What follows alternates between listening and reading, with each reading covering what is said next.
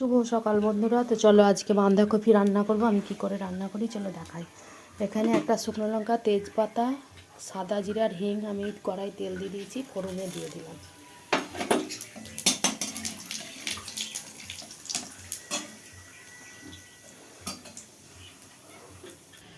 দিয়ে দিচ্ছি আদা বাটা,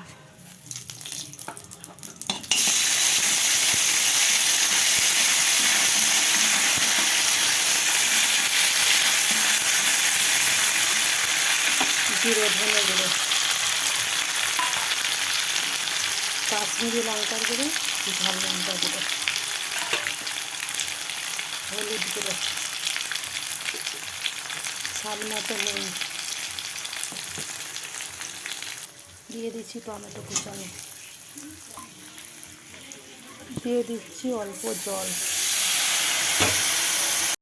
টমেটো গলে গেছে, তেল ছেড়ে এসছে, দিয়ে দিচ্ছি কড়াইশুঁটি আর একটা কাঁচা লঙ্কা, একটু নেড়ে নেবো। দিয়ে দেবো বাঁধাকপিটা। তো বাঁধাকপির তরকারিটা আমার হয়ে এসছে, এবার নামিয়ে নেবো। দেখো কত সুন্দর হয়েছে কালারটা। এইটা একটু মিষ্টি মিষ্টি করবো, নিরামিষ বাঁধাকপি বলে রুটি পরোটার সাথেও খাওয়া যাবে। দিয়ে দিলাম চিনি, আর একটু টেস্ট বাড়ানোর জন্য আমি দিয়ে দিচ্ছি ম্যাগি মশলা, আর দিয়ে দেবো একটু গরম মশলা, দিয়ে নেড়ে চেড়ে কিছুক্ষণ পরে নামিয়ে নেব।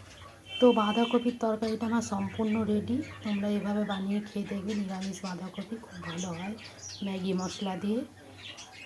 আর এই যে আমি এখানে ঘি বানাচ্ছি, একদম খাঁটি গাওয়া ঘি। তোমরা যদি কেউ নিতে চাও 500 টাকা কিলো। চলো টাটা।